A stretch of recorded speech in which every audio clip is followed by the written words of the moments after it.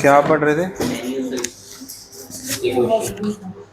Homework था क्या है? हाँ लाओ पहले वही खत्म कर देते हैं फिर भूल जाते हैं। जेई मीन्स एक्सरसाइज 4 कौन से चैप्टर का? सोल्यूशन का होगा ना? केमिकल काइनेटिक्स वाली। केमिकल काइनेटिक्स 1 से 7। बेटा मॉड्यूल कहाँ है? 1 से 7। हाँ वही 4 में जेई मेंस है ना। चलो पूछो।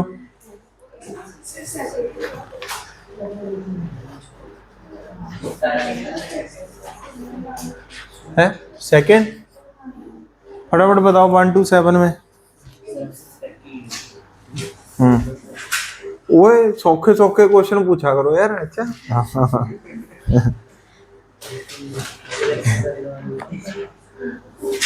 8 से 21। ओला 8 से बताने हैं। 8 से 21 बताओ बेटा। 15। हाँ जी पूरे एक सांस में बोल दो। हाँ जी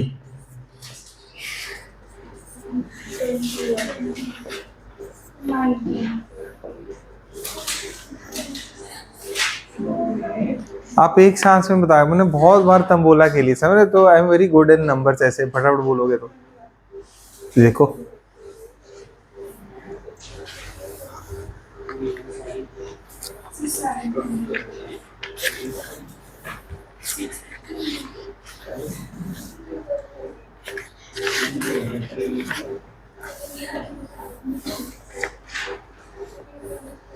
फिफ्थ ज्यादा हो जाएगा। पहले इतने करते हैं 22 तक ये हो गए। ठीक है जो रह जाएगा फिर पूछ लेना। चलो पहले 21 बेटा। द रिएक्शन N2O5 वाली कौन सी होती है? याद करो सारे बच्चे कौन सी होती है? First order. किन का डाउट है ये 21? क्या डाउट है बेटा? अच्छा आप पढ़ो फटाफट।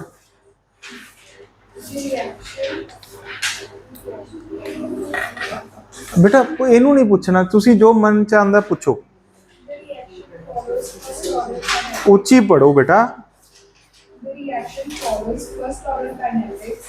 The pressure of a vessel containing only N2O5 must increase from 50 mmHg.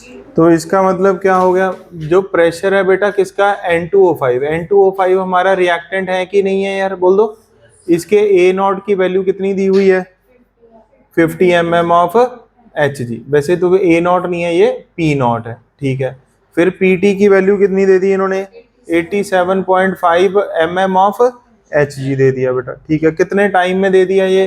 30 minutes में। आगे गैस नहीं है क्या है? गैसेस। यहाँ पर अंडरलाइन कर लो ये टोटल प्रेशर पूछ रहे हैं। क्या पूछ रहे हैं? Total pressure. किया किसी ने ये क्वेश्चन? नहीं किया? भूल गए थे? क्यों?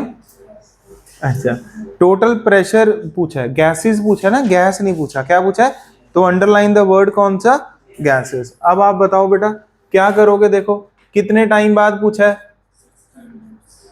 कितने टाइम बाद? वो फटाफट बोल दो। 60 मिनट्स। देखो इसमें क्या करना होता है आपने यार, आंसर लिखते रहना। ठीक है मान लो बेटा इनिशियल कंसंट्रेशन, इनिशियल प्रेशर बोल दो चाहे इनिशियल कंसंट्रेशन। डिसोसिएटेड कितना मान लो? x मान लो। तो ये कितना रह जाएगा? P0 minus x। ये कितना बन जाएगा? 4x/2। ये कितना बन जाता है बेटा? जितना डिसोसिएटेड है, जितना इसका स्टोइकोमेट्रिक कोएफिशिएंट डिवाइडेड बाय किसके रेफरेंस में? 2 के। तो कितना आ गया ये? x/2। ऐसे लिखते हैं। समझ आ गया कि नहीं? इसको कैसे लिखते हैं? इसका स्टोइकोमेट्रिक कोएफिशिएंट डिवाइडेड बाय जिसका रेफरेंस है। ये क्लियर हो गया कि नहीं? तो टोटल प्रेशर कितना होएगा? P0 माइनस x प्लस ये 2x बन जाएगा ना, प्लस x/2। तो कितना आ गया बेटा ये? पी नॉट प्लस 3x/2 आ जाएगा क्या, टोटल प्रेशर। ये आ गया टोटल प्रेशर।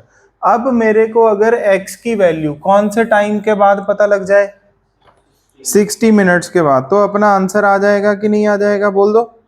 देखो ब्रैकेट में जब भी जेई मेंस वाले क्वेश्चन बनाते हैं ना, तो उसमें कुछ होता है, तो टेम्परेचर क्या है, कांस्टेंट। इसका मतलब के की वैल्यू चेंज नहीं हो रही, ये ऐसी चीजें होती है, समझ, ताकि वो दिक्कत ना। अब आपको ये 60 मिनट्स बाद बताना है, तो आप बताओ फर्स्ट ऑर्डर में हम कैसे लिखते होते हैं बेटा। इसका मतलब अगर मेरे को पीटी की वैल्यू पता लग जाए, किसकी वैल्यू, तभी जाकर मेरे क्या आएंगे आंसर आंसर, तभी कुछ आएगा कि नहीं आएगा यार। के की वैल्यू कुछ तो, अब कुछ ना कुछ तो पता ही होना पड़ेगा ना अपने को इसमें, बोल दो। हाँ अच्छा,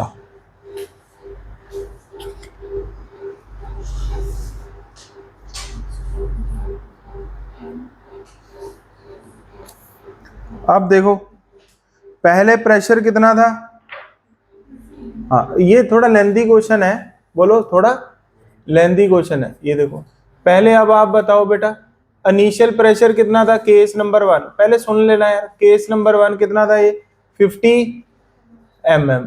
बाद में टोटल प्रेशर कितना हो गया, 87.5 mm। टोटल प्रेशर किसके इक्वल होएगा, पी नॉट प्लस 3x/2। ये कब है, after how many minutes, after 30 minutes. अब इंग्लिश पढ़ो दोबारा। The pressure of the vessel containing only N2O5 was found to increase from 50 mm of Hg। इसका मतलब initially what we have only, but after 30 minutes ये dissociate होएगा, कुछ नई gases बनेंगी, उसकी वजह से कुछ प्रेशर क्या होएगा, क्रिएट होएगा, जिसका टोटल प्रेशर कितना दिया हुआ है, पी कैपिटल टी 87.5। इसका तो खुद का प्रेशर तो डिक्रीज होएगा, बट ओवरऑल प्रेशर क्या हो रहा है, वो दिख भी रहा है, पी नॉट में प्लस समथिंग है, टोटल में पी नॉट में प्लस समथिंग में। समझ आ गया कि नहीं। पहले तो 30 मिनट्स की सिचुएशन ढूंढो, किसकी, 30 मिनट। इस पर क्या चर्चा करेंगे, ये कितना आ गया बेटा 50, ये कितना आ गया 87.5। यहां पर क्या लिखोगे, एक्स की वैल्यू ढूंढना सारे बच्चे, कितनी आ गई,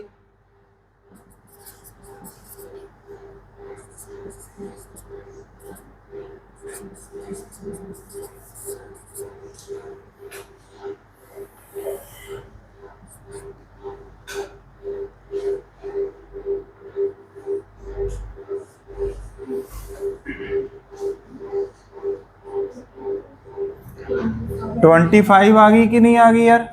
देखो इसको ढूंढने से आपको क्या पता लग गया, बहुत कुछ पता लग गया। दिमाग एकदम ओपन किया करो, जब भी फर्स्ट ऑर्डर का क्वेश्चन आए, बोलो एक बार दिल की धड़कन तेज होनी चाहिए, शायद ये हाफ मेथड से हो जाए, हाफ मेथड से हो जाए, हे भगवान ये हाफ ऑर्डर का ही क्या हो सकता है, क्वेश्चन हो सकता है। समझ आ गया कि नहीं आ गया। जब भी फर्स्ट ऑर्डर काइनेटिक्स का क्वेश्चन आए तो चांसेस हैं भी शायद ये हाफ लाइफ वाले मेथड से हो जाए। देखो एक्स की वैल्यू कितनी आ गई 20। अब मेरे को नहीं याद इसका सोल्यूशन, मैंने तो ऐसे ही प्रोसीड किया, भी आप पेपर में जाओगे ये लिखोगे पहले, समझ गए, फिर आप देखोगे अच्छा केस नंबर 1 में ये गिवन है, ऐसे लिखोगे, एक्स इतना आ गया, देयरफॉर आफ्टर 30 मिनट्स, बोलो आफ्टर। तो मेरे को एकदम दिमाग में आया भी ये यार 50 का आधा दिया हुआ है, 50 का आधा दिया हुआ है, इसका मतलब N2O5 पहले कितने mm था, 50 mm था। 30 मिनट बाद N2O5 कितना रह गया, 25। इसका मतलब बल्ले बल्ले काम हो गया है। कौन सा काम हो गया है, हाँ, तो टी हाफ कितना हो गया बेटा 30 मिनट्स। कितना हो गया 30 मिनट्स। अब क्या पूछा है इन्होंने, कितने टाइम बाद, बोल दो बेटा। बड़ी खुशी हो रही है, मैं आपको बता नहीं सकता भी, इतना बड़ा क्वेश्चन इतना छोटा सा आंसर। कितने मिनट बाद, 60 मिनट। 60 मिनट का मतलब 2 हाफ लाइफ होगी कि नहीं होगी यार। पहले ये पी नॉट से किधर गया होगा, पी नॉट डैश, फिर ये किधर गया होगा, पी नॉट डबल डैश। पहले ये 50 mm, फिर 25, फिर 25 का आधा, कितना 12.5। बोलो 12.5। क्या ये पॉइंट समझ आ गया कि नहीं आ गया, बोल दो। तो इसका मतलब क्या हो गया बेटा, ये है पी नॉट, ये है केस नंबर 2 में पीटी, बोलो। हाँ, तो अब आप बताओ क्या लिखेंगे? पीटी की वैल्यू क्या होती है? पी नॉट माइनस, अबे आप खुद ही बताओ अब ये कितना डिसोसिएटेड हो गया। देयरफॉर N2O5 डिसोसिएटेड कितना हो गया बेटा? 50 माइनस 37.5, तो x की वैल्यू कितनी आ गई? तो देयरफॉर टोटल प्रेशर कितना हो गया? P नॉट प्लस 3/2 इंटू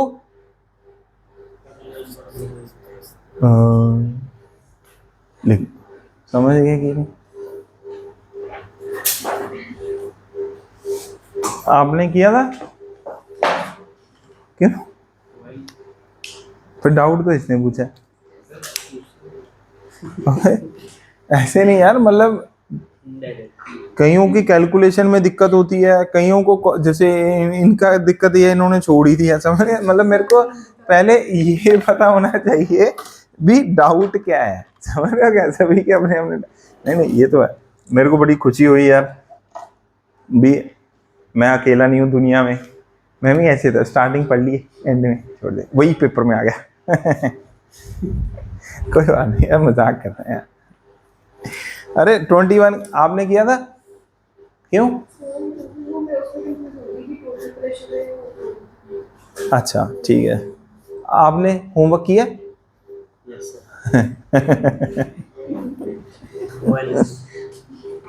आपने किया था क्यों?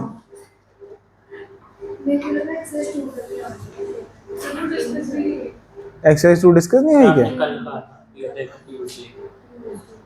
क्या ये वाली? ये कब कही थी? हाँ ठीक है ना, चलो कोई नहीं, ये वाले क्वेश्चन तो देख लो ना एक बार। चलो 21, अच्छा नहीं क्या कमाल है यार। कल क्या डिस्कस करना भी ये बता दो पहले। एक्सरसाइज 2 करनी है, सभी को समझ आ गया? किन्होंने कर ली एक्सरसाइज 2? आधी नहीं, कंप्लीट जो भी होमवर्क दिया है कल तक हो जाएगा करना। चलो हटा दें इसको।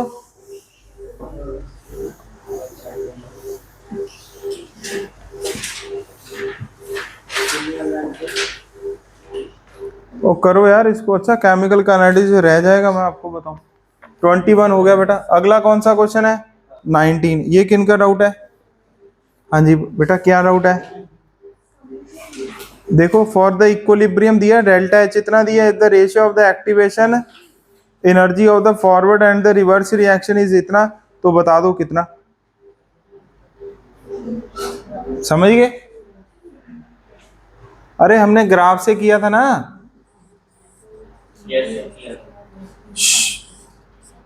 बेटा ये मैंने आपको डेल्टा एच का फॉर्मूला भी लिखवाया था हमेशा। क्या होता है डेल्टा एच का फॉर्मूला, बताओ यार, बोलो।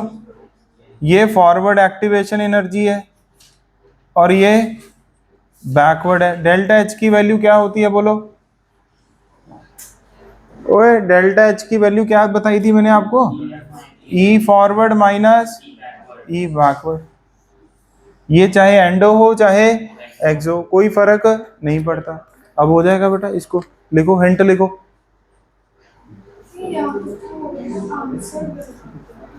आंसर गलत आ रहा है, कोई चक्कर नहीं है। डेल्टा एच जितना आ गया, ई फॉरवर्ड बाय ई बैकवर्ड की वैल्यू कितनी दी हुई है?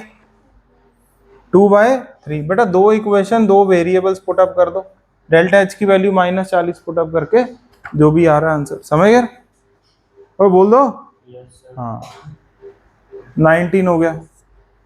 20, ओए करो इसको 20 को। क्या डाउट है? हाँ हाँ क्या डाउट है? नहीं नहीं ट्राई करो यार, ये क्वेश्चन डाउट है।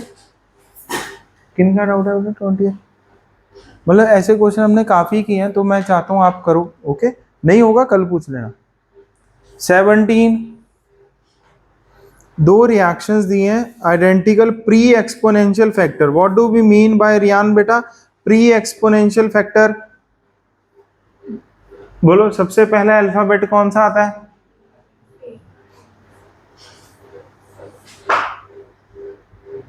कौन सा? कुछ दांतों में है क्या? हाँ, वो सबसे पहला अल्फाबेट दुनिया में कौन सा आता है? हाँ, ए। तो प्री एक्सपोनेंशियल फैक्टर कौन सा हो गया? Capital A. दो रिएक्शंस का कैपिटल ए क्या दिया? एक किसका डाउट है पहले तो ये बताओ, फिर समझाएंगे ना। दीवारों को समझाना है क्या मेरे को? 16 कौन सा? और किसी का डाउट है तो पूछ लो। अरे शर्माओ नहीं यार, मैं तो समझाने के लिए ही हूँ। ये आपको लगे सर ने 10 में से 9 डाउट बता दी, बस मेरे ही डाउट नहीं बताया, सर तो डाउट बताते नहीं है। ऐसा ना हो यार, कहीं एक डाउट के चक्कर में मेरी इमेज खराब हो जाए, इसलिए प्लीज पूछ लो। मैं तो पूछ रहा हूँ आराम से। हाँ, 16 किन का डाउट है? हो गया 15। हाँ जी, क्या डाउट है बेटा? सर आपने बोला कि जो ई है वो टेम्परेचर के साथ वेरी होती है। फॉर अ सेम रिएक्शन, हम ये मानते हुए हमने क्वेश्चन सॉल्व किए हैं। हाँ जी बेटा, पर इसमें तो दे ही दिया ना, फिर तो मानना ही पड़ेगा। हम जब थ्योरेटिकल क्वेश्चन करते हैं, जब हम क्या करते हैं, तो हम ये मान के चलते हैं ना, एक वेरिएबल वेरी करेगा, एक वेरिएबल वेरी नहीं करेगा। इसमें शायद इसने दे दिया, मेरे को लग रहा है। Consider the given plot for a reaction obeying Arrhenius equation, choose the correct option. 1 is right, 2 is wrong है, खुद ही देखना है। के और टेम्परेचर का बताओ, ये सही है कि गलत है? हाँ, के और नहीं, अगर एक्टिवेशन इन, अरे आप समझे नहीं, ऐसे नहीं है बेटा ये क्वेश्चन। ये क्वेश्चन कह रहा है भी मान लो एक्टिवेशन एनर्जी क्या कर रही है बेटा? वेरी कर रही है। कैटलिस्ट ऐड वैड करके तो क्या करती है? वेरी तो कर ही सकती है, मतलब, पर हम क्या मानते होते हैं, अगर सेम रिएक्शन हो रही है, एक ही रिएक्शन हो रही है, सेम कॉम्पोजिशन है, बोलो सेम, एक बार उसको 300 पर लेके गए, एक बार 400 पे लेके, अब उसी रिएक्शन में मैंने थोड़ा तड़का लगा दिया, मतलब क्या ऐड कर दिया, क्या, तो उसकी एक्टिवेशन एनर्जी चेंज होगी, समझे? तो उसकी एक्टिवेशन एनर्जी चेंज होगी, तो वो कम ज्यादा होने से रेट कांस्टेंट पर क्या इफेक्ट होगा, वो अपने को क्या करना है, आंसर करना है। ये अब दे ही दिया इन्होंने, तो करना ही पड़ेगा ना। अब समझ गए? तो क्या आ रहा है इसका आंसर? नहीं, ग्राफ भी चेक करना पड़ेगा ना हमें भी। ग्राफ ऐसा आएगा कि मतलब ई के कम होने से के बढ़ेगा, मतलब ये डायरेक्टली है कि इनवर्सली है? क्या दिया इन्होंने? हाँ, दोनों सही है। इसका मतलब हमें ये प्रूव करना है, ये देख लो बेटा, के अपॉन ई ए बाय आर टी। अब ग्राफ के लिए आपने ये देखना है, ई ए बढ़ेगा, बोलो, ओ एक्टिवेशन एनर्जी बढ़ेगी।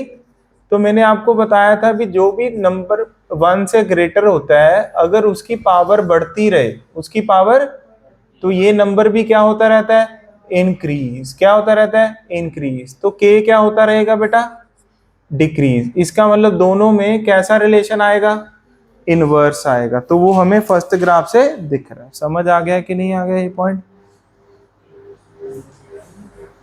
बेटा इधर आ जा। हाँ कोई नहीं, तू इधर आ जा।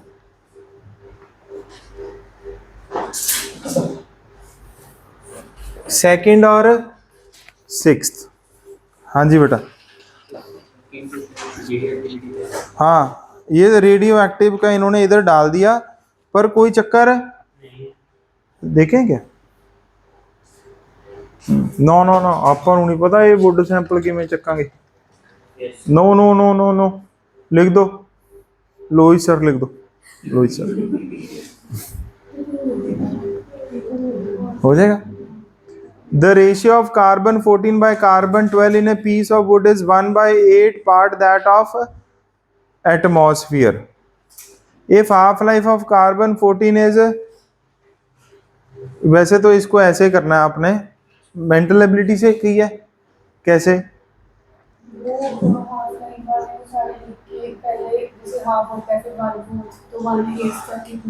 हाँ, वैसे भी कर सकते हो।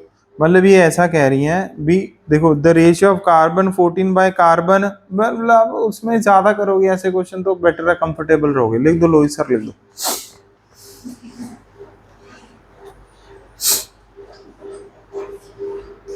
इन्होंने जो मेथड ऑप्ट किया मैं बता देता हूं। इन्होंने क्या किया बेटा, कार्बन 14 है, कार्बन का जो क्या दिया हुआ है, एक वुड में रेशियो दिया हुआ है, वो क्या दिया हुआ है, 1 by part that of, if half life कितनी दे दी कार्बन 14 की, कितनी दे दी 573, the age of wood sample. कैसे किया फिर, रेशियो कैसे ढूंढ लिया, नहीं नहीं 1/8 तक आप कार्बन 14 को ले गए, मतलब आपने 2 हाफ लाइफ लगा दी, 3 हाफ लाइफ। हाँ ठीक है, ठीक कोई नहीं, ये आप लिख ही लो लोही सर। 6 देख लो, 6 में क्या डाउट है बेटा, सुक्रोज का हाइड्रोलिसिस हो गया किसमें, आप पढ़ो अक्षरा, समझाओ, पहले पढ़कर समझाओ, पढ़ो मत समझाओ, नहीं नहीं मन में पढ़ो, समझाओ ऊंची आवाज में। हाँ हाँ, और क्या, मैं नहीं पढ़ रहा हूं।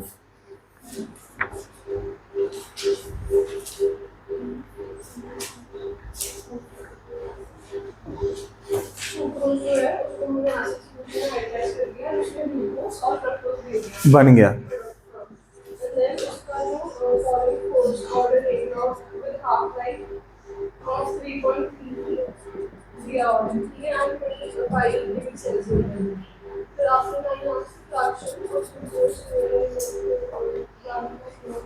नौ घंटे बाद fraction of sucrose remaining is F, the log value 1/f कितनी होगी। देखा, ये सर का दिमाग चल गया, थोड़ा सा आपने भी ट्राई करना है, ये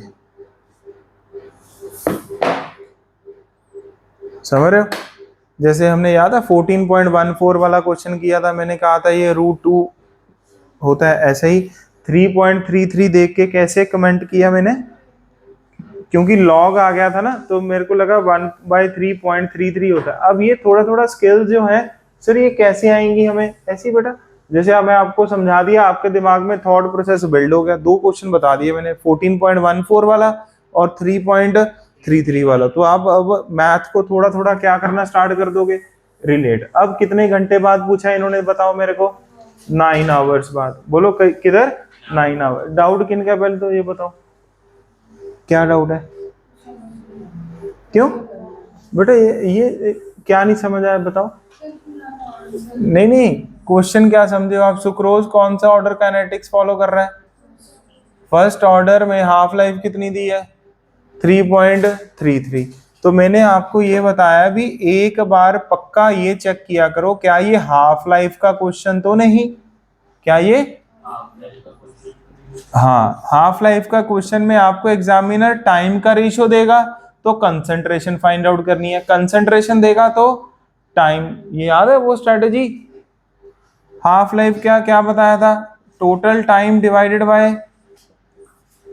टी हाफ। क्या ये कोई क्या बन रहा है, इंटीजर की नहीं, टोटल टाइम कितना दिया है 9, ये कितना बन रहा है 10/3 ना, ये तो 2.7 बन गया, ये इंटीजर नहीं बन रहा, तो इसका मतलब इसको हाफ लाइफ से नहीं करना पड़ेगा, इसको सीधा क्या लगाना पड़ेगा, फॉर्मूला। क्या लगाना पड़ेगा, सुक्रोज पहले इनिशियल कंसंट्रेशन कितनी थी इसकी A0, बाद में कितनी होगी F होगी, कितने टाइम बाद, 9 आवर्स के बाद। ये क्वेश्चन है कि नहीं है यार, देखो,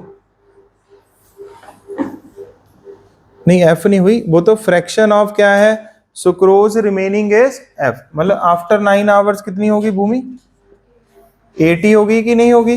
फ्रैक्शन लेफ्ट, अरे बोल दो ना, लेफ्ट कितना है बेटा, लेफ्ट कितना होगा आप बताओ, 80, लेफ्ट कितना होगा 80, परसेंटेज लेफ्ट कितना होता है 80/A0 मल्टीप्लाई बाय 100। अगर मैं आपको इसमें फ्रैक्शन लेफ्ट पूछ लूं, क्या पूछ लूं, फ्रैक्शन लेफ्ट का मतलब क्या होता है, कितना है, पहले कितना था, ये उसकी क्या आ गई, फ्रैक्शन। इसकी वैल्यू कितनी दे दी इन्होंने, f दे दी। अब आपको पूरा क्वेश्चन समझ आ गया कि नहीं आ गया? अरे बोल दो। बस 80/a0 की वैल्यू बेटा कितनी दे दी आपको, f, वो वैल्यू आपसे पूछ ली, अब हो जाएगा।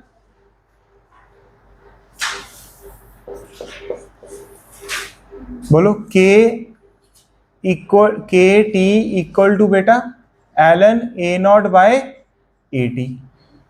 k की वैल्यू कितनी है, हाफ लाइफ से आ जाएगी कितनी, ln 2/t हाफ।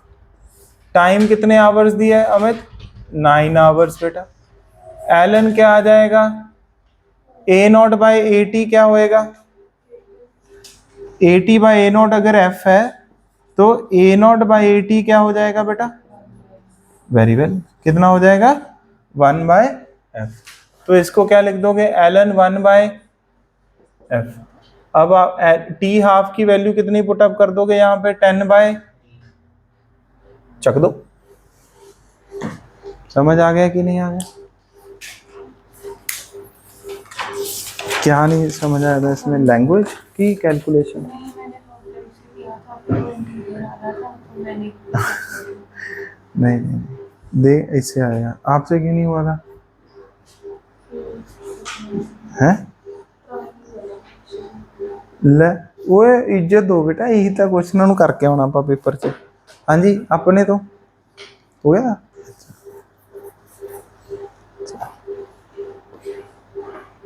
आपने होमवर्क कहाँ तक किया था,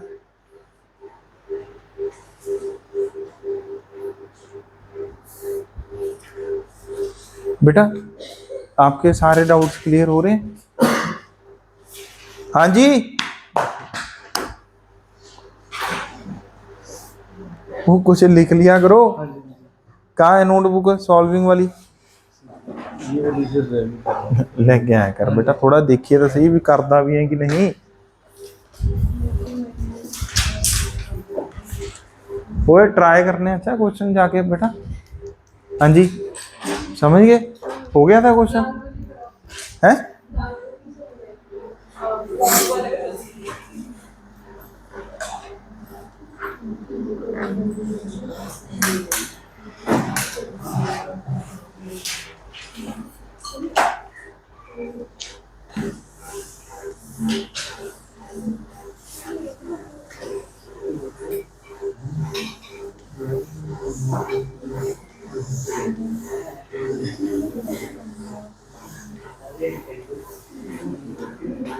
कोटा में एक मेस में इंस्टीट्यूट में उन्होंने क्या किया है, ये पंखे है ना, हाँ हाँ कमाल है यार।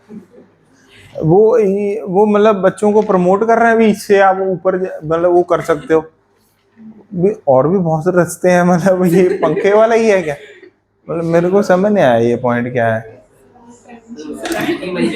हैं? क्या बन जाएगी, अच्छा ग्रिप, ग्रिड मतलब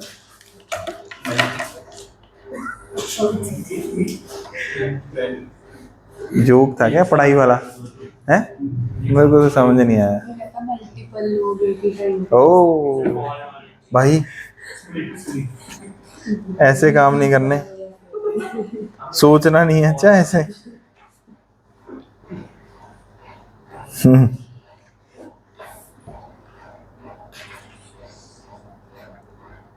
इलेक्ट्रोकेमिस्ट्री में हमने कितना पढ़ लिया था, चलो बताओ, बहुत ज्यादा था बेटा, अभी स्टार्ट ही किया है। सेल रिप्रेजेंटेशन मैंने Cl- वाला कहा था ना आपको, ओए केमिकल काइनेटिक्स वाले क्वेश्चन समझ आ गए आपको, हो रहे थे ना, यस, कॉन्फिडेंस आ गया, यस। बोलो अब नेक्स्ट कल क्या डिस्कशन करना है,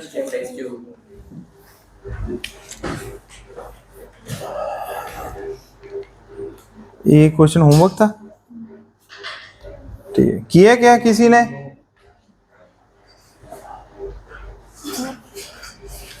कॉपर सॉलिड, इधर क्या है अंकिता, कॉपर इधर आगे बेटा, और इधर है क्या? हाँ कार्बन में C100 पता नहीं क्या करिए।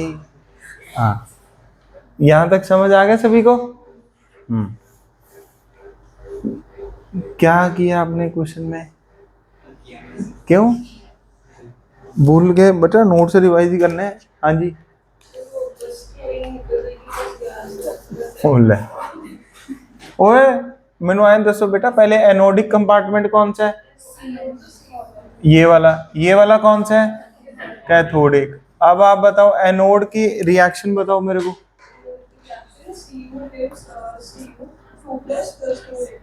हाँ Cu+2 एक्वस +2 इलेक्ट्रॉन। मैंने आपको क्या फंडा बताया था, जब है ही दो चीजें तो एक चीज दूसरे में क्या होने वाली है? ऑक्सीडाइज। इसमें इलेक्ट्रोड किसका है? कॉपर का। किसका है? कॉपर का ही इलेक्ट्रोड है, कॉपर का ही। जरूरी नहीं इसमें बताओ किसका इलेक्ट्रोड है? कार्बन का। तो ये जरूरी नहीं है अभी जो चीज ऑक्सीडाइज और क्या हो रही है? रेड्यूस, उसी का ही क्या होना चाहिए?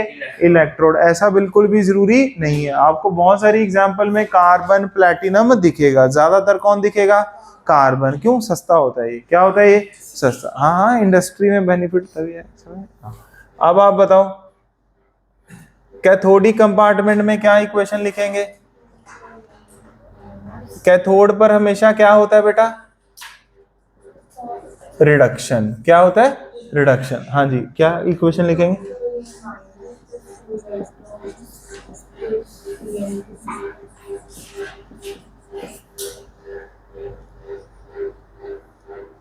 यस बहुत अच्छी चीज है बेटा, मैं यही एक्सपेक्ट कर रहा था कोई ये गलती करेगा। गुड, बड़ी प्रसन्नता हुई मेरे को अपने आप पर। मैं जो फर्स्ट एग्जांपल थी वो कौन सी थी? फटाफट बताओ। जिंक वाली थी। यहां पर क्या लिखा हुआ था? Zn+2। इधर क्या लिखा हुआ था? कॉपर +2। इधर कॉपर। सेकंड एग्जांपल बताओ फटाफट, क्या थी? है Fe+2 Fe+3। इधर ओए है प्लेटिनम के में आ जाऊंगा यार, कमाल है।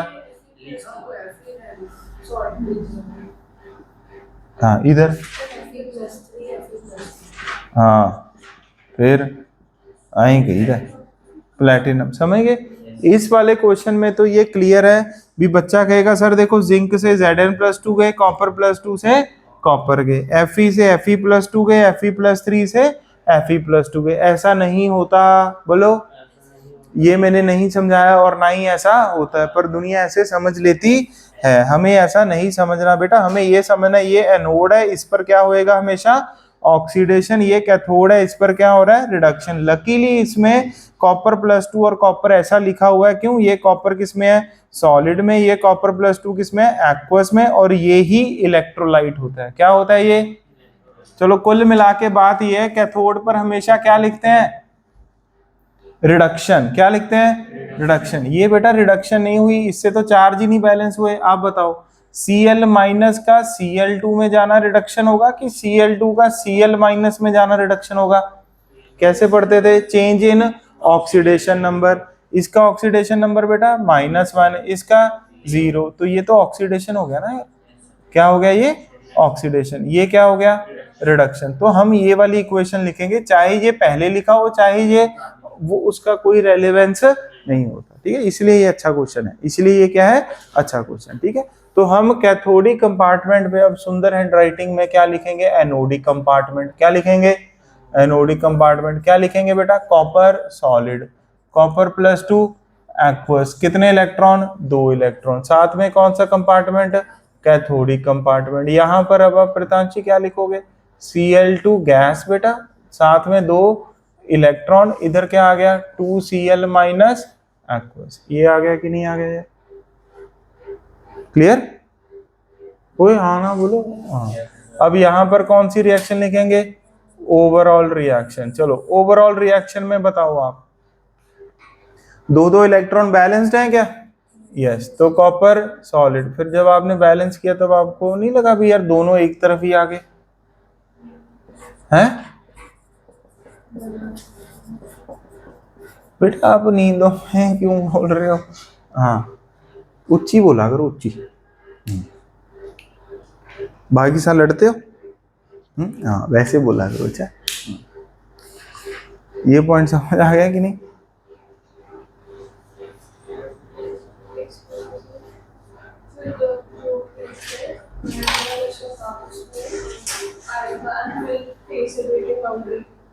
हाँ जी,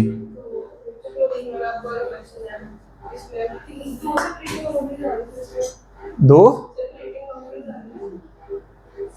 हाँ हाँ, दो आगे, हाँ तो तीन ले आओ, कोई चक्कर नहीं।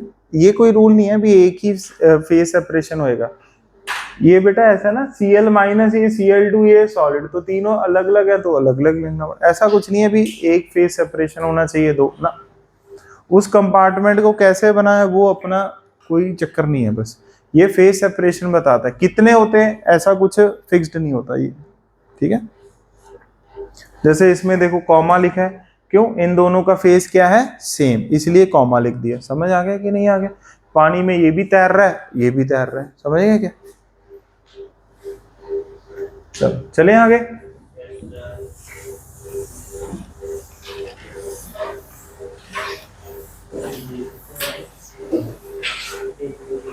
ठीक है, तो ये अच्छा क्वेश्चन है। क्या है ये? अच्छा क्वेश्चन। चलो अब अगला पॉइंट लिखो, इलेक्ट्रोड पोटेंशियल। क्या लिखो? Electrode potential.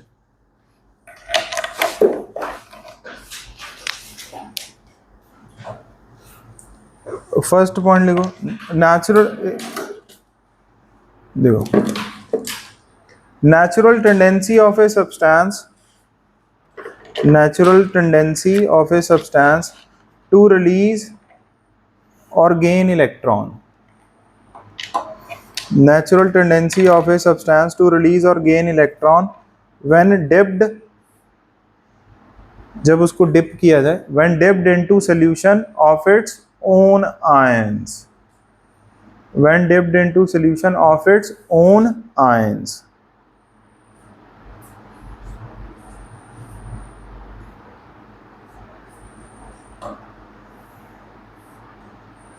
ओके बेटा, अगला पॉइंट लिखो, this natural tendency is measured, this natural tendency is measured in terms of voltage, this natural tendency is measured in terms of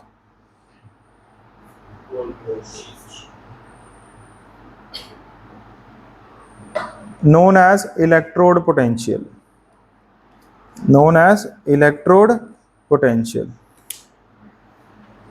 अभी करंट इलेक्ट्रिसिटी पढ़ा ना आपने, तो बैटरी का क्या होता है? EMF, potential difference across the resistance, ये सब पढ़ते हैं ना अपन, तो वही पोटेंशियल है ये, 10 वोल्ट 20 वोल्ट ऐसे। ओके, ठीक है। अब ये मान लो बेटा कोई इलेक्ट्रोड है, इलेक्ट्रोड का मतलब क्या हो गया? कोई भी एक मटेरियल है। क्या है? कोई भी एक मटेरियल। वो आप फोन की शेप में भी कंसिडर कर सकते हो, पेन की शेप में भी, मतलब वो आपके ऊपर, आपकी पॉकेट के ऊपर डिपेंड करता है कितना महंगा और कितना ज्यादा लेकर आ रहे हो। ठीक है, अपन सस्ता सा मटेरियल ले आए, ये वाला ले आए कि नहीं? ठीक है, मान लो कॉपर का मटेरियल है, ये प्योर कॉपर सॉलिड है। देखो क्या है ये? सॉलिड। ये देखो पिघला हुआ है क्या? नो। हवा में है? नो। क्या है ये? सॉलिड। ठीक है, इसको मैंने कोई बात नहीं, कोई बात नहीं, इसको मैंने कॉपर के ही सॉल्यूशन में क्या कर दिया? डिप कर दिया, मतलब कॉपर सल्फेट में क्या कर दिया? डिप कर दिया। लो बेटा, क्या कर रहा है भाई? ओके, कॉपर सल्फेट सॉल्यूशन में इसको शू। ओके, अब दो चीजें होंगी। क्या होंगी?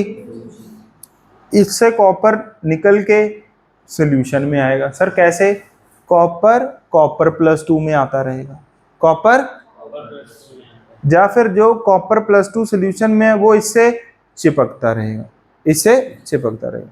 बोलो नो सर, बोलो नो सर, ऐसा नहीं। 3 चीजें होंगी। कितनी चीजें होंगी? 3। ये तो 2 होंगी। अब एक और बताऊंगा। ये मान लो कॉपर, ठीक है, मान लो भूल जाओ आप, ये मेटल है। क्या है ये? मेटल। ये एक कॉपर का मटेरियल है। क्या क्या होएगा? कॉपर +2 में जाता रहेगा, या फिर कॉपर -2 में जा रहा है, मतलब कॉपर रिड्यूस होएगा या कॉपर ऑक्सीडाइज होगा। इसकी तो यही टेंडेंसी है ना यार, बोलो। या तो ये ऑक्सीडाइज होगा या ये रिड्यूस होगा। समझ आ गया कि नहीं आ गया? और तो कोई टेंडेंसी नहीं है। किसकी? कॉपर की। जो +2 वाला सोल्यूशन है, जो किसका सोल्यूशन है? +2 वाला या तो कॉपर में जाएगा या फिर कॉपर +2 में रहेगा, उसकी यही टेंडेंसी है। समझ? हमें सोल्यूशन से कोई लेना देना, हमें सिर्फ इस इलेक्ट्रोड से लेना देना जो कॉपर सॉलिड है। क्या है? जो कॉपर। अब हमें क्योंकि पता है ये मेटल है, क्या है ये? तो मेटल भाई -1 -2 में नहीं जाता। -1 -2 में अगर ये जाएगा तो ये किस में चला जाएगा? कॉपर +2 में। किस में चला जाएगा? तो इसकी नेचुरल टेंडेंसी क्या है खुद की? ऑक्सीडाइज होने की। किसकी है? तो हम क्या बोलेंगे? हर इलेक्ट्रोड के पोटेंशियल का, बोलो, हर इलेक्ट्रोड का, बोलो, 2 तरह के पोटेंशियल पॉसिबल है, 2 तरह का सिनेरियो पॉसिबल है, एक ऑक्सीडेशन वाला, एक, ठीक है। उसकी नेचुरल टेंडेंसी या तो ऑक्सीडाइज होने की होगी या रिड्यूस होने की होगी। समझ गए? मेटल है तो उसकी टेंडेंसी क्या होगी? ऑक्सीडाइज। अगर कोई वो नॉन मेटल से बना तो उसकी टेंडेंसी क्या होगी? रिड्यूस होने की। नेचुरल टेंडेंसी कह रहे हैं। कौन सी टेंडेंसी? नेचुरल। बिजली के झटके वटके देके तो आप किसी को भी ऑक्सीडाइज कर सकते हो, किसी को भी, पर एक नेचुरल टेंडेंसी होती है। क्या होती है? एक नेचुरल टेंडेंसी, मतलब खुद ये कौन सा काम करना पसंद करेगा। समझ आ गया कि नहीं आ गया? तो अब आप पहली लाइन पढ़ो, क्या लिखी हुई है? पढ़ो, नेचुरल टेंडेंसी पढ़ो। क्या हो गया?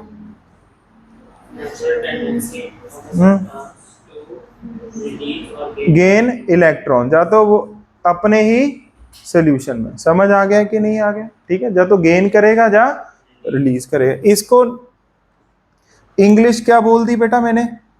टेंडेंसी। मेजर मैथमेटिकली कैसे करते हैं? वोल्टेज से। कैसे करते हैं? वोल्टेज। या तो 2 वोल्ट 5 वोल्ट है कि 10 वोल्ट है, -1 है -2 है कि -6। समझ आ गया? थोड़ा थोड़ा भी। ठीक है, अब थर्ड पॉइंट लिखो बेटा। 2 types of,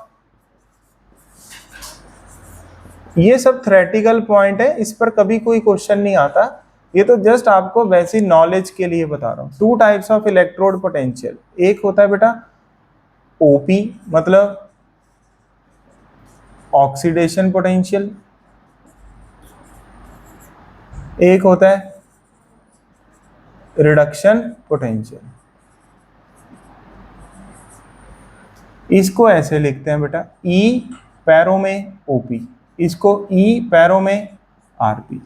electrode oxidation potential और इलेक्ट्रोड रिडक्शन पोटेंशियल।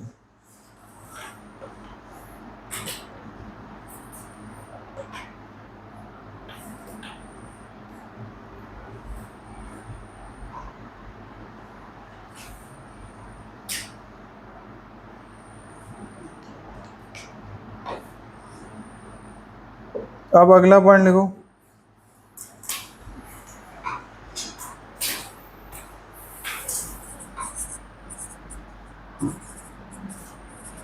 ऑक्सीडेशन का मतलब क्या होता है? टू लूज इलेक्ट्रॉन और gain electron, to lose electron. Reduction का टू गेन। तो अभी पहले ऑक्सीडेशन पोटेंशियल के बारे में लिखो। पहला, टेंडेंसी ऑफ एन, किसका टेंडेंसी बेटा? इंसानों का, पंखे का कि इलेक्ट्रोड का? इलेक्ट्रोड का। इलेक्ट्रोड एक क्या होता है? कोई भी एलिमेंट का मटेरियल। समझ आ गया कि नहीं? Tendency of an electrode to lose electron.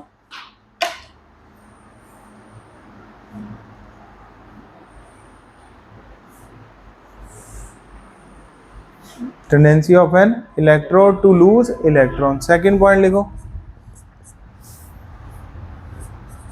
More oxidation potential, more tendency to, to get oxidized. समझ गए ना?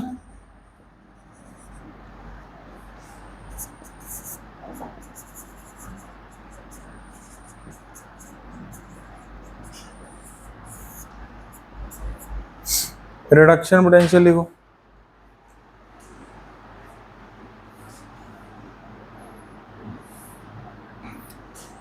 Tendency of an electrode to gain electrode, क्या सॉरी, हाँ हाँ हाँ, मतलब basically tendency to gain electron, समझ गए ना, उसको क्या बोलेंगे। हाँ, इसको थोड़ा सा ना मैं एक्सप्लेन करके लिखवाता हूँ, फिर आपको समझ आएगा जब हम क्वेश्चन करेंगे, ठीक है। और करके लिखो, ये तो मैंने सिंपल लिखवा दिया, टेंडेंसी टू गेन इलेक्ट्रॉन, ठीक है। और करके लिखो, टेंडेंसी ऑफ एन एलिमेंट और ion, tendency of an element और ion to gain electron and deposit on metal rod,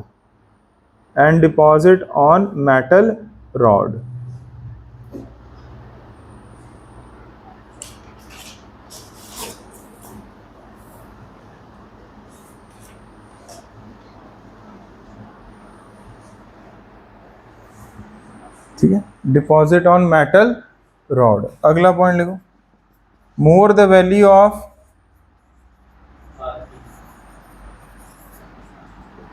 more the tendency to get reduced।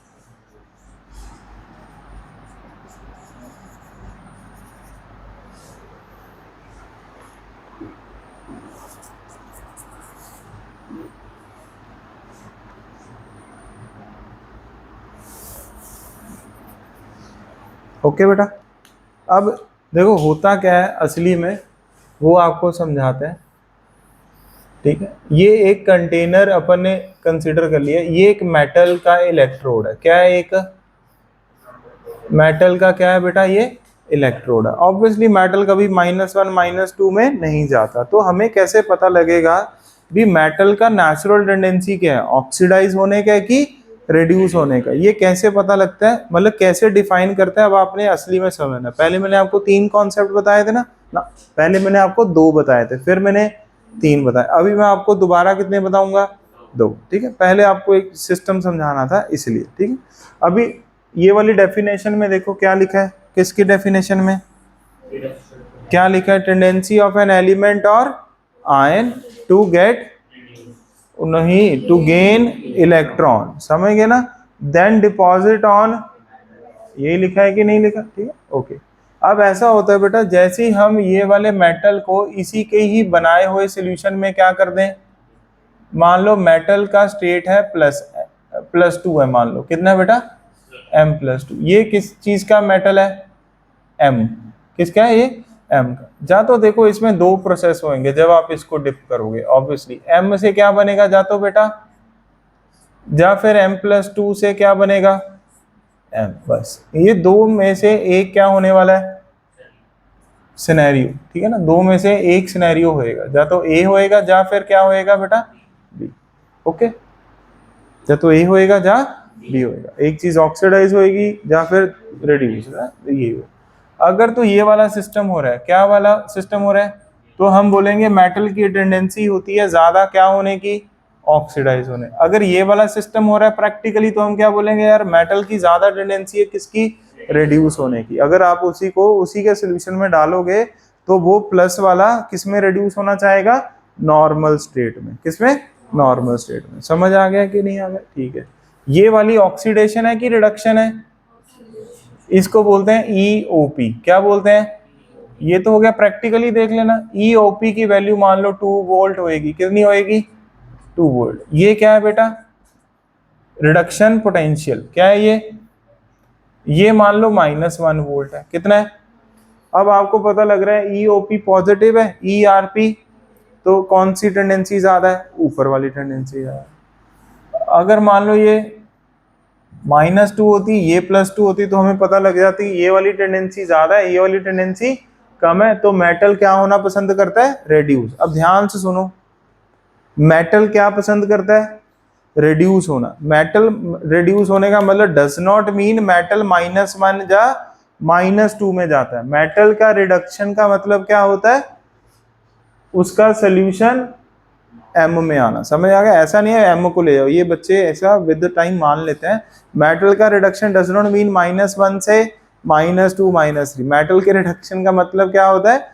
उसके सोल्यूशन का रिडक्शन, समझ गए? मेटल के ऑक्सीडेशन का मतलब होता है इलेक्ट्रोड का ऑक्सीडेशन। समझ आ गया कि नहीं आ गया? धीरे धीरे, ठीक है। अभी इस पे क्वेश्चन नहीं आता, पर जस्ट आपको एक सेंस बनाया, लिखो इसको। तो हम क्या लिखेंगे? इन द अबव केस, बोलो, as ERP is more than EOP, therefore reduction happens। बोलो क्या होएगी? किसकी रिडक्शन हैपन? बोलो किसकी रिडक्शन होएगी? एम की कि M+2 की? M+2, ठीक है। तो रिडक्शन ऑफ M+2।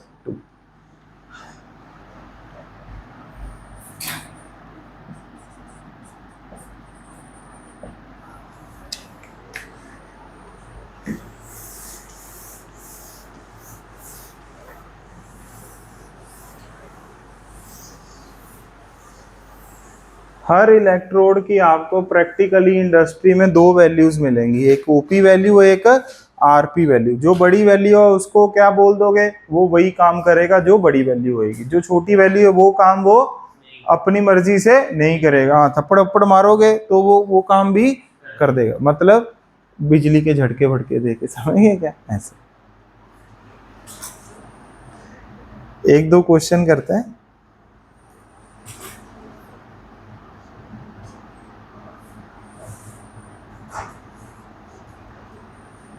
पहले अगला पॉइंट लिख लेते हैं, फिर आपको, क्योंकि अभी मैंने आपको ये पॉइंट समझा ही दिया ना, तो थोड़ा सा ये पॉइंट लिख लेते हैं। 7th पॉइंट लिखो, ऑक्सीडेशन पोटेंशियल। बोलो,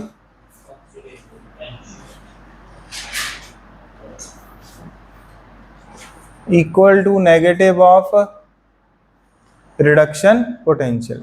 कहने का मतलब बेटा, ये पहले देख लो, अगर किसी का भी ओपी वैल्यू दिया है उसके आगे माइनस लगा दोगे तो वो क्या बन जाएगा? ERP। कहने का मतलब, अब ध्यान से सुनो, ई एम से किधर जा रहा है? बोलो, M+2। M से किधर जा रहा है? ध्यान से सुनो, M से किधर जा रहा है? M+2। उसकी वैल्यू कितनी है बेटा? इसको क्या बोलेंगे? EOP। क्या बोलेंगे? EOP। इसकी वैल्यू कितनी है? -2। E अगर M+2 से किधर जाएगा? M, तो इसका रिडक्शन हो रहा है कि ऑक्सीडेशन हो रहा है? तो इसकी वैल्यू क्या होएगी? 2 वोल्ट। क्या ये पॉइंट समझ आ गया कि नहीं?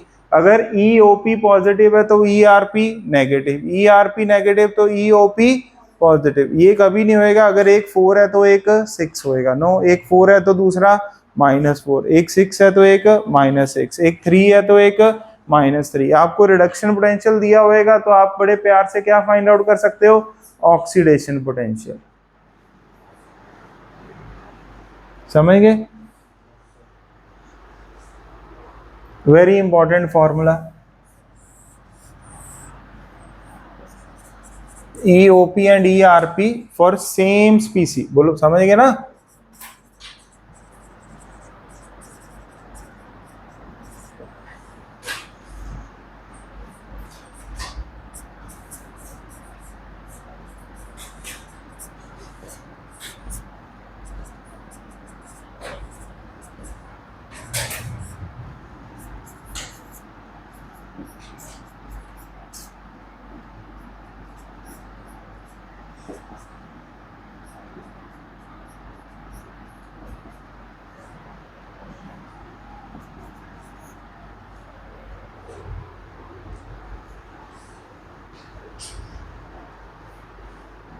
ये लिख लिया बेटा? अब देखो क्या लिखा है, EM से किधर गया है? तो ये कौन सा पोटेंशियल होगा? कितना है ये? तो E कांतेश +2 से E कांतेश। समझ आ गया? कांतेश +2 से कांतेश, ये कौन सा पोटेंशियल हो गया? तो ये क्या -2 होगा? बोलो नो, बोलो नो। क्यों? ये सिर्फ बेटा सेम के लिए, M से M+2 तो M+2 से एम, बस उन्हीं की बातें कर सकते हैं, बाकियों के लिए हम ऐसा कमेंट नहीं कर सकते। क्या ये पॉइंट समझ आ गया कि नहीं आ गया? ठीक है, तो उन्हीं को ही आपस में क्या करना है, आपने रिलेट करना है। बस इस चैप्टर में यही चलता रहेगा। बोलो। हाँ, ऑक्सीडेशन पोटेंशियल, रिडक्शन पोटेंशियल, आपको बस रिडॉक्स में क्या पता होना चाहिए? वेरी वेल, क्या पता होना चाहिए? हाँ, मतलब हायर ऑक्सीडेशन नंबर से जब लोअर जाते हैं तो क्या होता है? रिडक्शन। रिडक्शन मतलब लोअर से जब हायर आएंगे तो अब क्या रिडक्शन बोलने से, बोलो मनसीरत बेटा, नेगेटिव फीलिंग नहीं आ रही? यस, कैसी फीलिंग आ रही है? नेगेटिव। तो भाई it does not mean reduction potential हमेशा नेगेटिव होता है, समझ गए क्या? ऐसा कुछ रूल नहीं है, रिडक्शन पोटेंशियल नेगेटिव होते हैं और ऑक्सीडेशन पोटेंशियल ऐसा कुछ नहीं। ये देखो, इसलिए मैंने इंटेंशनली आरपी की वैल्यू क्या ले ली, ऐसा कुछ नहीं है कौन पॉजिटिव होगा और कौन नेगेटिव। क्या हमें डेटा याद करना है अमित बेटा? नो, ये सारा डेटा कौन प्रोवाइड करेगा? आपको सिर्फ एक लाइन याद रखनी है, अगर ईओपी की वैल्यू ज्यादा है तो वो ऑक्सीडाइज होएगा, अगर उसी का ईआरपी ज्यादा है तो वो, सर अगर इक्वल हो गए बेटा, इक्वल नहीं होते। समझ आ गया कि नहीं आ गया? हाँ, ये भी हो गया। ये मन में डाउट रहेगा। ठीक, अब अगले एक क्वेश्चन करते हैं। क्या करते हैं? एक क्वेश्चन। क्या कैन नॉट कमेंट? हाँ, क्वेश्चन ही नहीं है बेटा, ये कमेंट तो बाद में करेंगे, पहले क्वेश्चन बनाएंगे ना।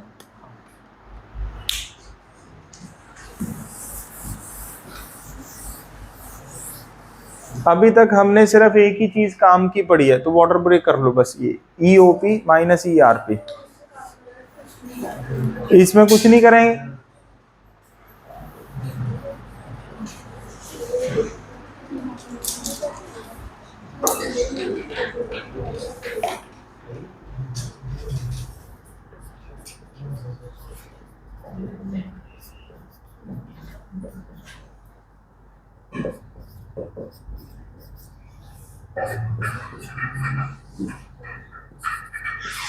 वाह वाह वाह,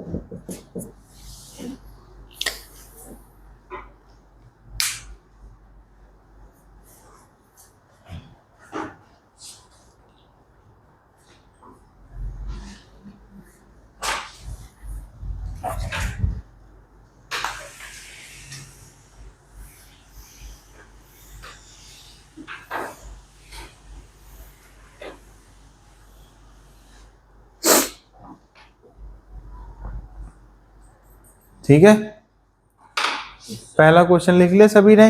अब इसका आंसर लिखते हैं। ऑक्सीडेशन पोटेंशियल दोनों का, देखो बेटा ऑक्सीडेशन क्या होएगा जब जिंक किस में जाएगा?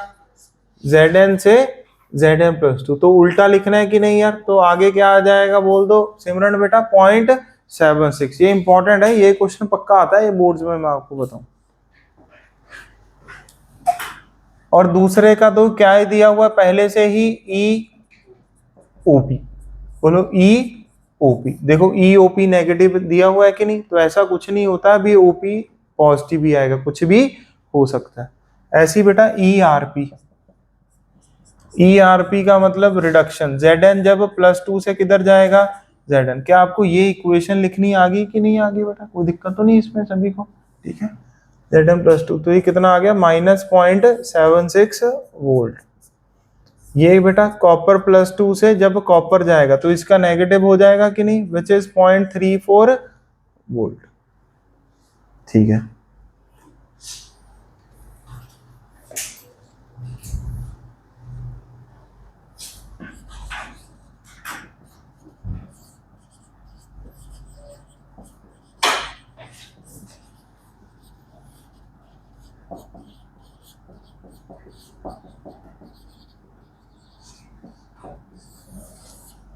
क्वेश्चन है which one has more tendency to get oxidise. ठीक है, पहले आप खुद सोचो, फिर मैं एक डाउट क्रिएट करना चाहूंगा, फिर मैं बताऊंगा। ठीक है, which one has more tendency to get oxidise.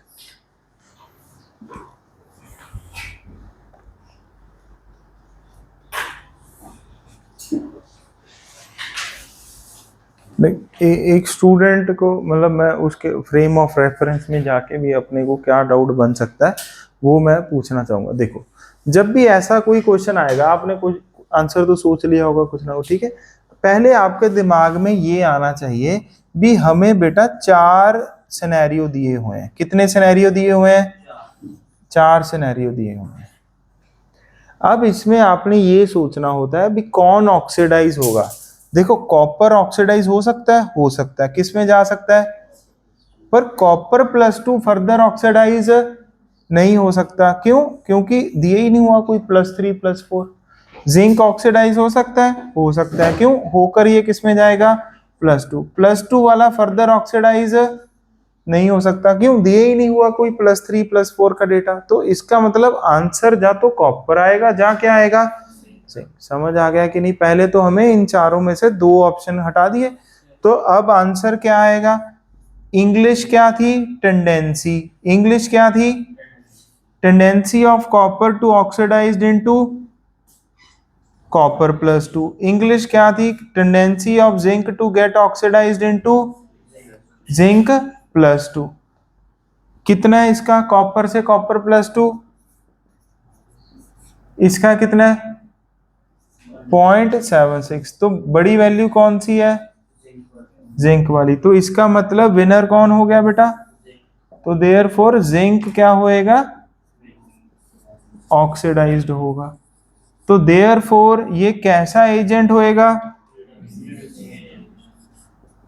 क्या ये पॉइंट समझ आ गया कि नहीं? ऐसे सोचा बेटा, बोर्ड दिख रहा था जब मैं लिख रहा था? Yes sir.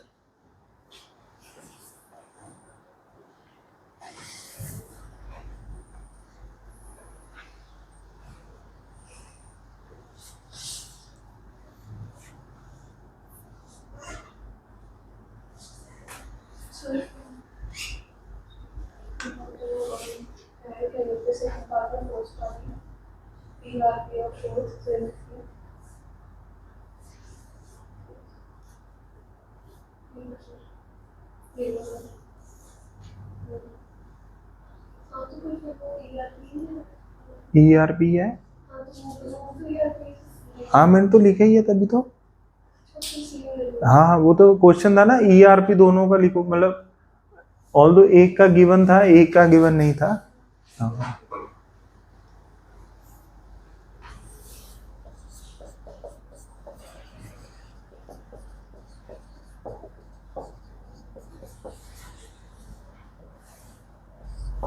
बोलो OA। मतलब ठीक है, अब आप ये सिमिलर चैनल पर जाकर सोचो इसको।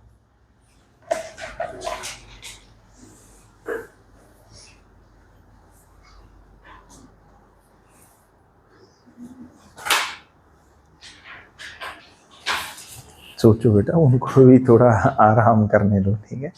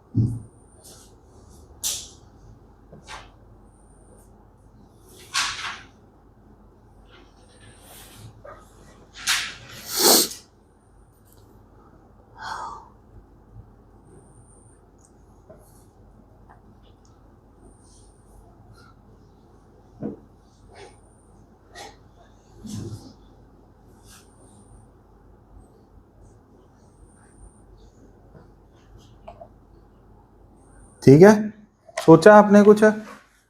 बोलो। Yes sir. ऑक्सीडाइजिंग एजेंट का मतलब क्या होता है? जो दूसरों को, वेरी वेल, खुद, तो खुद का क्या होना चाहिए? तो पहले आपके पास कितने सिनेरियो हैं? 4 सिनेरियो हैं। कितने सिनेरियो हैं? अब कॉपर तो फर्दर रेड्यूस अगर होता तो आपको आंखों को दिखना चाहिए था -1 -2 दिखना चाहिए था, समझ गए? पर वो नहीं है। कॉपर +2 हो सकता है, क्यों? कॉपर +2 से कॉपर का डेटा हमें दिया हुआ है। जिंक फर्दर रेड्यूस है, क्यों? डेटा ही नहीं है Zn से Zn-2 का, समझ आ गया? तो इसीलिए मैंने आपको बताया था ना, क्या भी मेटल के रिडक्शन का मतलब होता है उसके सोल्यूशन का रिडक्शन होना, और वो क्या बनते रहना? वो मेटल, वो मेटल बनता रहेगा तो वो डिपॉजिट होता जाएगा कि नहीं? याद है 10th में आप लोग एक टेक्निक पढ़ते थे भी, कॉपर कैसे रिफाइन करें या कुछ है, तो इलेक्ट्रोड डालते थे इलेक्ट्रोलिसिस में, तो कॉपर इस पर क्या हो जाता था? थिन रॉड पे डिपॉजिट हो जाता, तो उसको बाहर, क्यों? क्योंकि कॉपर +2 सोल्यूशन से रिड्यूस होता रहता था। क्या होता रहता था? रिड्यूस होता रहता। समझ आ गया कि नहीं? ओए बोल दो। और वो दिख भी रहा है कैसे? कॉपर +2 से कॉपर जाना पॉजिटिव वैल्यू है, क्या है? तो ये रिडक्शन पसंद करता है। समझ आ गया कि नहीं आ गया? तभी कॉपर +2 चिपकता रहता था किस पे? थिन रॉड ऑफ कॉपर पे। होता था 10th में कि नहीं होता था? यस होता, मेरे को याद है, क्योंकि मैंने पढ़ाया इसीलिए याद है, वैसे मेरे को भी याद नहीं था। चलो ये समझ आ गया। तो अब आप बताओ, जा तो कॉपर +2 से किधर जाएंगे हम, या फिर Zn+2 से किधर जाएंगे? तो किसका रिडक्शन पोटेंशियल? इसका कितना रिडक्शन पोटेंशियल? 0.34। इसका रिडक्शन पोटेंशियल कितना है? 0.76। तो बड़ी वैल्यू कौन सी है? तो इसका मतलब आंसर क्या आएगा? वेरी वेल, कॉपर नहीं आएगा। क्या आएगा? कॉपर +2। क्यों? जिसका रिडक्शन हो रहा है वही तो एजेंट होएगा। समझ गए कि नहीं समझ? चलो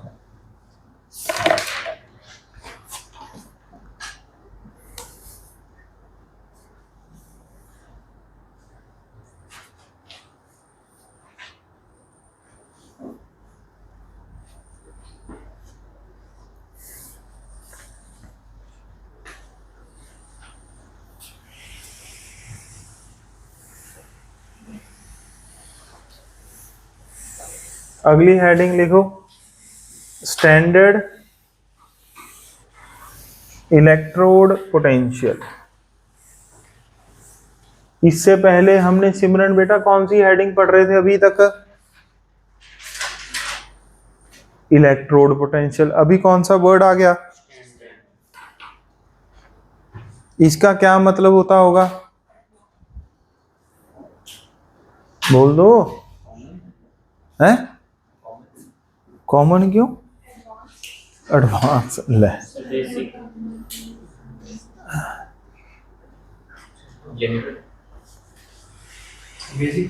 ये लिख लिया पहले, ये बताओ।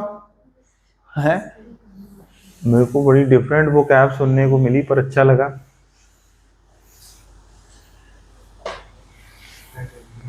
स्टैंडर्ड मतलब बेटा, स्टैंडर्ड मतलब कमाल है।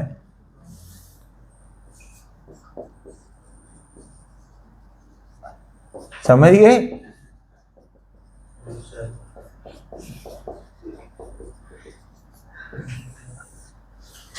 जो इलेक्ट्रोड पोटेंशियल मतलब, हाँ मतलब मैथमेटिकली मतलब वोल्टेज स्टैंडर्ड कंडीशन पर मेजर की जाए, अगर वो टेंडेंसी टू गेन इलेक्ट्रॉन या लूज इलेक्ट्रॉन कहाँ पर मेजर की जाए? स्टैंडर्ड कंडीशन में। तब जो पोटेंशियल की वैल्यू आएगी, तब जो बैटरी की वैल्यू आएगी, उसको कौन सी बोलेंगे? Standard electrode potential. समझ आ गया कि नहीं आ गया? ठीक है, इसका डेटा जो भी आपको याद नहीं करना, आपको याद पहली बात तो नहीं करना, ये ज्यादातर क्वेश्चन में यही गिवन होगा। देखो पहले हमने क्या पढ़ा? इलेक्ट्रोड पोटेंशियल पढ़ लिया। अभी हम क्या पढ़ेंगे? स्टैंडर्ड। फिर इसके बाद पता है अपन क्या पढ़ेंगे? इसके बाद हम पढ़ेंगे, आपको इलेक्ट्रोड पोटेंशियल दिया जाएगा, उसकी मदद से आपको कोई और कंडीशन पर क्या ढूंढना होगा, पोटेंशियल, इलेक्ट्रोड पोटेंशियल। मतलब स्टैंडर्ड कंडीशन पर आपको गिवन होगा, नॉन स्टैंडर्ड कंडीशन पर क्या करना होता है, फाइंड आउट। उसके लिए जो फॉर्मूला होता है बस हमें वो पढ़ना है इस चैप्टर में, वो है first part of this chapter. बस यहां तक समझ आ गया कि नहीं, पूरा सिनेरियो समझ आ गया आपको? तो लिखो बेटा, it is represented as E nought. कैसे रिप्रेजेंट करते हैं इसको, ई नॉट, दैट इज, या तो क्या होएगा ई नॉट ओ पी, या फिर ई नॉट आर पी।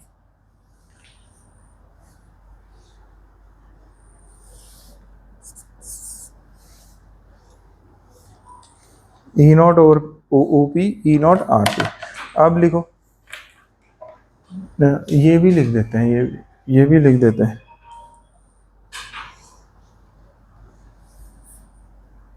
कभी कभी ना इसको ई माइनस ऐसे भी लिख देते हैं, ठीक है ना। ये भी क्या है, किसका सिंबल है ये,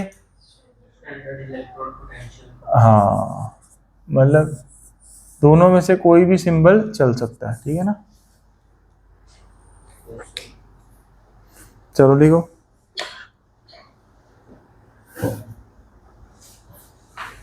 सेकंड पॉइंट लिखो,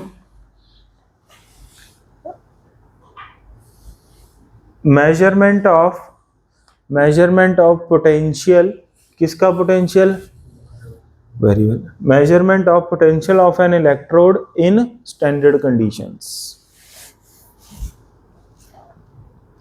measurement of potential of electrode in standard conditions, ठीक है, उसी को हम क्या बोलेंगे, स्टैंडर्ड इलेक्ट्रोड पोटेंशियल, ठीक है। थर्ड पॉइंट लिखो, स्टैंडर्ड कंडीशंस, मतलब स्टैंडर्ड कंडीशंस होती क्या है वो याद रखनी है आप लोग को, ठीक है।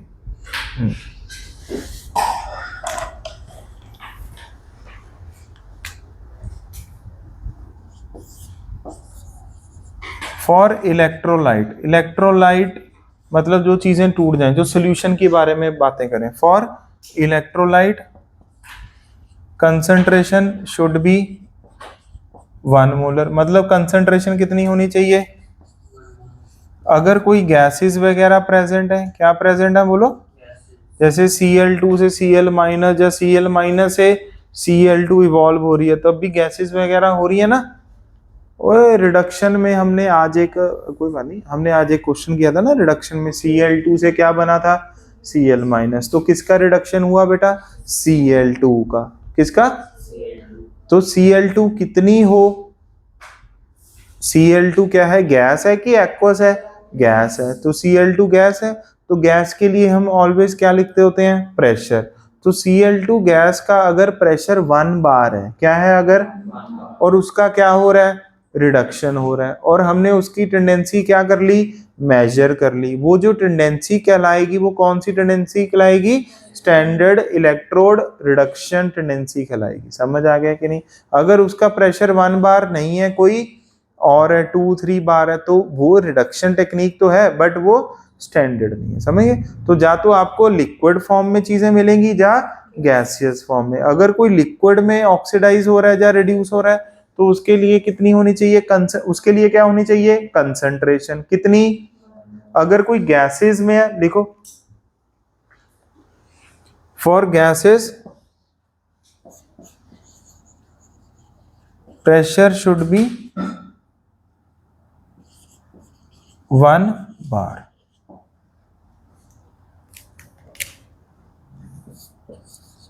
For calculation we assume, बोलो, 1 बार इक्वल टू 1 ATM। वैसे होता नहीं है ये, पता ना आपको, पर हम कैलकुलेशन के लिए क्या मान लेते हैं, इक्वल मान लेते हैं, अगर कभी कभी दिया हो, ठीक है ना। नहीं तो कितना होता है रिलेशन, क्या होता है, चलो वो पहले ब्लू कलर वाला लिख लिया सभी ने, बस। तो 1 ATM होता है, 1 बार होता है, 1 बार, बोलो। थ्योरेटिकल क्वेश्चन आए तो हमेशा 1 बार, नहीं तो 1 ATM और 1 बार में क्या रिलेशन होता है, एकदम सन्नाटा।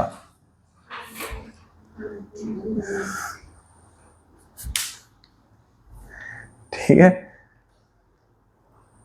फोर्थ पॉइंट लिखो, टेम्परेचर जनरली 25 डिग्री सेल्सियस।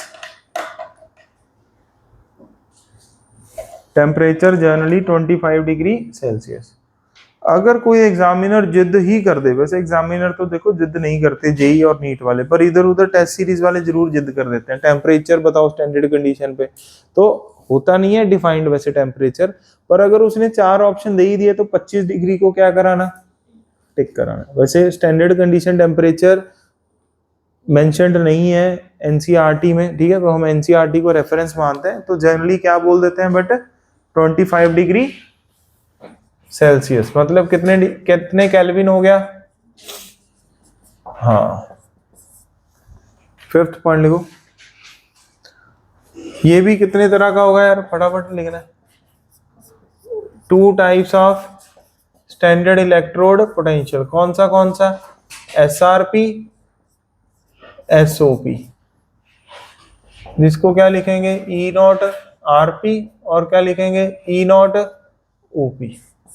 समझ गए, reduction potential and oxidation potential.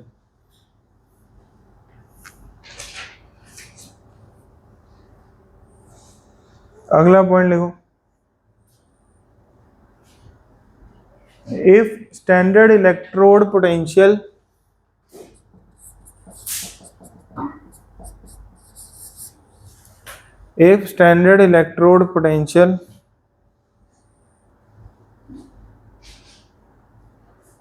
of an electrode is minus 0.8 volt, if standard electrode potential of an electrode is कितना, तो बताओ, then according to IUPAC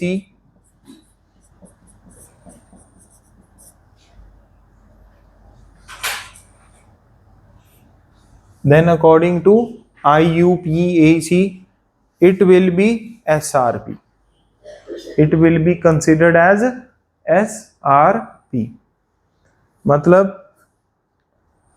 अगर आपको एग्जामिनर बस इतना लिख के कह दे standard electrode potential of zinc is -0.8, तो आप उसको जिंक का ऑक्सीडेशन पोटेंशियल मानोगे कि रिडक्शन पोटेंशियल मानोगे, reduction potential. Very important point, समझ आ गया कि नहीं आ गया।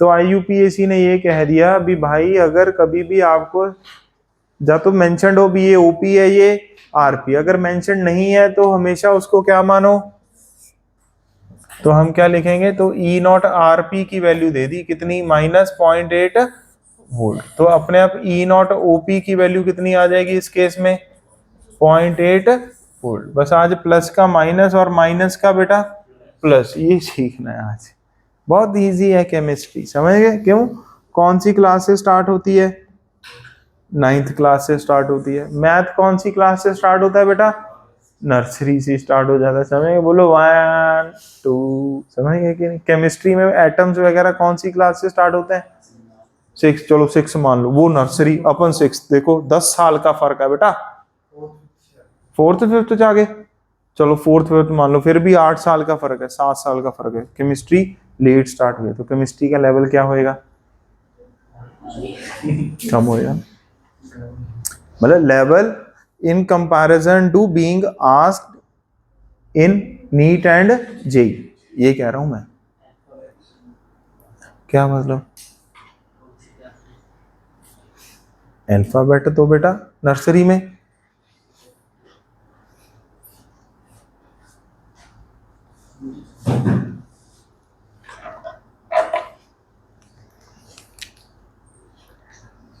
इंग्लिश तभी तो औखी मानी जा रही है, समझ रहे हैं।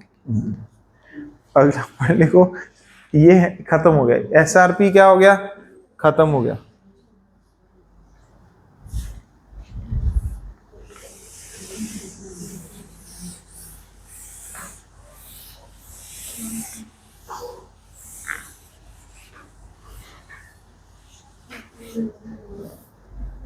अगला हेडिंग लिखो, ईएमएफ। ईएमएफ का फुल फॉर्म क्या है, अरे क्या बात है,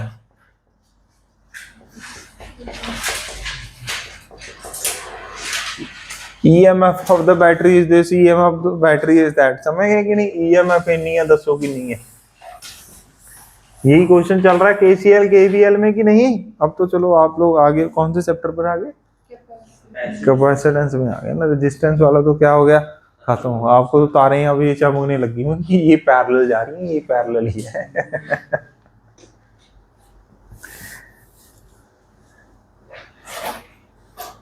ठीक है,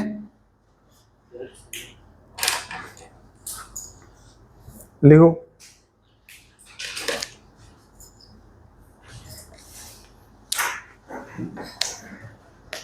द मैग्नीट्यूड ऑफ किस चीज का magnitude? Ability of a galvanic cell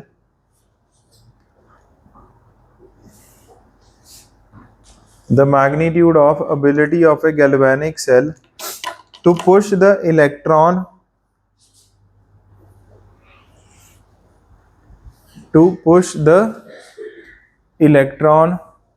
through an external circuit.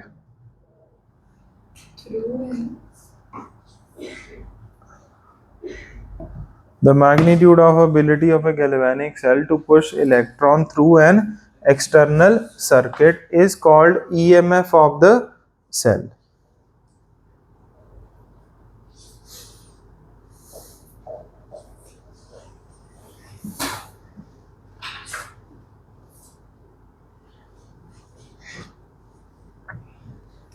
अगला पॉइंट लिखो।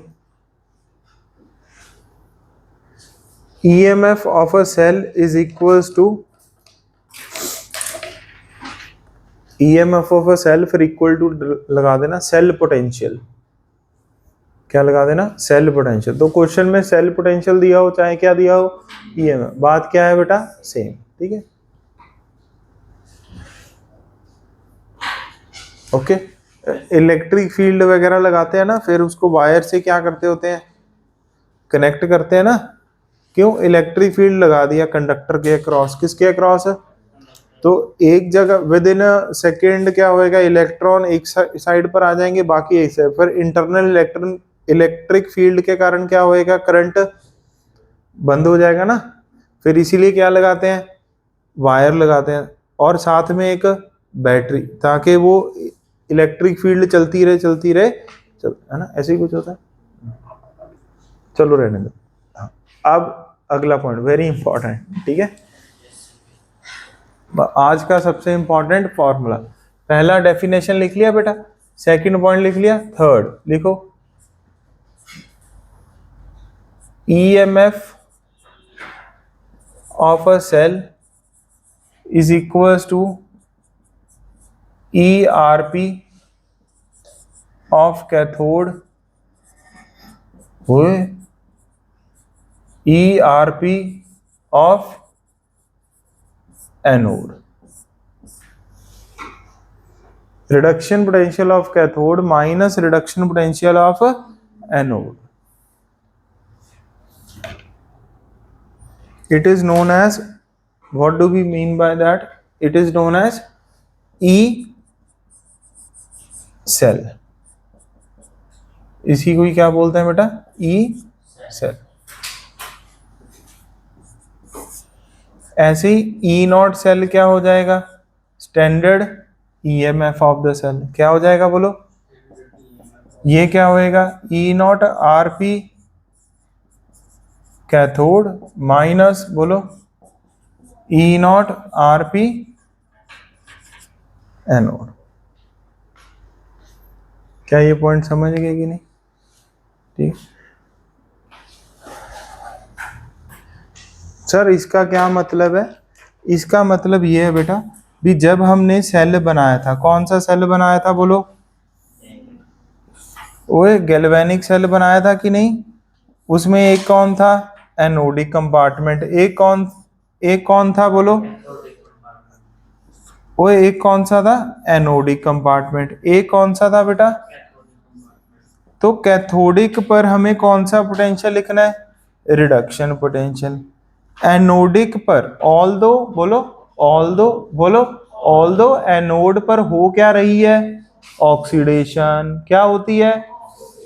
ये मैंने लिखवाया ना हमेशा, एनोड पर क्या होती है, बट फॉर्मूले में क्या पुटअप करना है, तो आप क्या करोगे, ऑक्सीडेशन ढूंढ लोगे, फिर उसके आगे कौन सा साइन लगा दोगे, माइनस। क्या लगा दोगे, माइनस। क्या ये फॉर्मूला समझ आ गया कि नहीं आ गया? एनोड पर हमेशा क्या होती है, ऑक्सीडेशन। क्या होती है बोलो, ऑक्सीडेशन। कैथोड पर रिडक्शन। समझ, कैसे याद करें हैं, बोलो AO, बोलो AO, एनोड पर ऑक्सीडेशन। समझ आ गया कि नहीं आ गया? क्लास रिप्रेजेंटेटिव, बड़ी इज्जत होती थी इनकी, टीचर्स के आगे, स्टूडेंट के आगे जीरो। समझे क्या? हाँ, समझे क्या? बोलो AO, बोलो। स्कूल में जो भी क्लास रिप्रेजेंटेटिव रहे हैं बड़े याद रह रहे हैं, बड़ी खुंदक सी रहती है उनकी बच्चों के साथ, मैंने ये देखा है। मैं तो कभी नहीं बना, एक बार बना दिया था, मेरे को क्यों, शरारती था ना मैं। उन्होंने कहा आप ही बन जाओ। ओके, ठीक है। क्या भी ई नॉट सेल में हमेशा क्या लिखना है, E not RP cathode minus E not RP anode. Clear हो गया कि नहीं हो गया?